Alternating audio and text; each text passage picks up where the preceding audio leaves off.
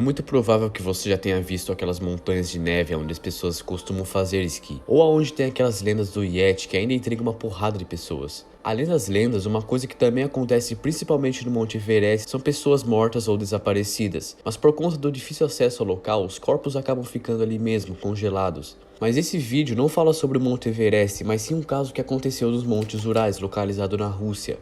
Igor Dyatlov, nascido em 13 de janeiro de 1936 em Petrovrad, na Rússia. Igor liderava um grupo de 9 universitários em 1959, quando ainda existia a União Soviética. A equipe partiu à noite no dia 12 de fevereiro com destino ao Monte Urais, mas um deles acabou tendo que retornar por conta de uma dor que havia sentido. Alguns dias depois da expedição ter começado, não se obteve mais nenhuma notícia da equipe. Preocupados então, as autoridades decidem mandar uma equipe de busca. E vocês podem até achar estranho mandar uma equipe de busca por conta de uma expedição de 1959, quando não havia toda essa tecnologia que temos hoje. Então é óbvio que ficariam sem alguma notícia. Mas aparentemente eles demoraram mais do que o esperado para voltar. E eu também encontrei algumas fontes dizendo que naquela parte da Rússia as pessoas haviam uma certa competência em expedições na neve. Por incrível que pareça, só após 26 buscas foram encontrados alguns dos corpos desaparecidos, e os outros restantes foram encontrados 3 meses depois, completamente congelados. Quando a equipe de busca encontraram as barracas em que os exploradores estavam, as barracas encontradas estavam rasgadas, como se os estudantes tivessem entrado em desespero e fugido do acampamento, deixando todos os seus pertences para trás, em um frio de 25 graus negativo. Além de que os corpos foram encontrados bem longe do acampamento da equipe. O local em que o fato aconteceu se chama Kolatsiakal, traduzindo para o português, Montanha dos Mortos. Eu não preciso nem falar que esse local foi alvo de diversas investigações e teorias, uma mais louca do que a outra. Abduções alienígenas, espíritos, yetis e várias outras teorias malucas que tentaram explicar o tal ocorrido, mas obviamente acabaram não comprovando nada. 4 das 9 vítimas tiveram ferimentos graves, 2 delas tiveram seus crânios fraturados e outras 2 foram encontradas com as costelas também fraturadas. O acesso ao local foi bloqueado por 3 anos por conta do que havia ocorrido com a equipe. As autoridades então, sem nenhuma informação,